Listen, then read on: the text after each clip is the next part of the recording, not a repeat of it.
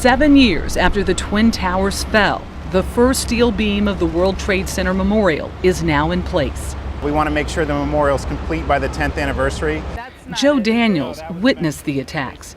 He heads the foundation that's raised $350 million to ensure a memorial and museum are the focus of the 16-acre site instead of the new office towers, shops, and transit hub.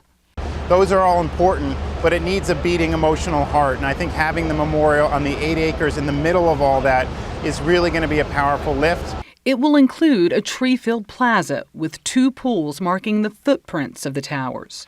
What the design really tries to do is to create a place for people to gather together, to reflect on what happened here. But that's all at least a few years off. For now, 2,000 visitors a day rely on the nearby Tribute Center. It tells the tale of life both before and after the deadliest terrorist attack in American history. A piece of a plane, a firefighter's jacket, the faces of the victims.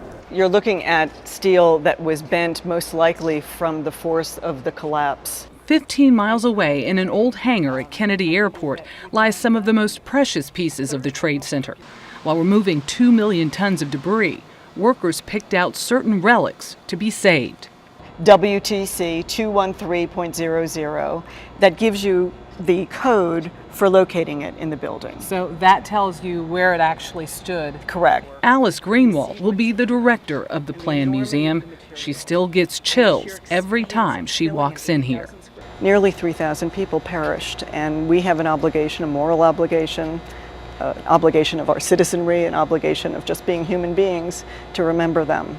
The last steel column removed from the site is preserved here, with pictures and messages still intact. This is all about commemoration and about teaching. The loss of first responders was never greater in any single event. This is the front. The front. You can barely see the door of the cab. Half of this fire truck was parked under a bridge, protected, while the other half was incinerated. When I look at this truck, it's almost a metaphor of the serendipity of that day, where you were determined whether you lived or died. A chef from the restaurant atop the Trade Center lived because he was picking up prescription glasses from a shop in the underground concourse when the first plane hit. Patricia Fagan wasn't so lucky. Her office was above the impact zone. Months later, her pocketbook was found, complete with her favorite pink lipstick.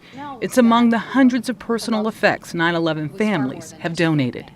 People got so little back of their loved ones often, and so anything, whether it was a Citibank swipe card or a rosary bead or a wallet, they knew that coming back would come to have a palpable meaning. Artifacts with meaning for the world to see in a few years when the Trade Center Memorial is complete. Michelle Miller, CBS News, New York.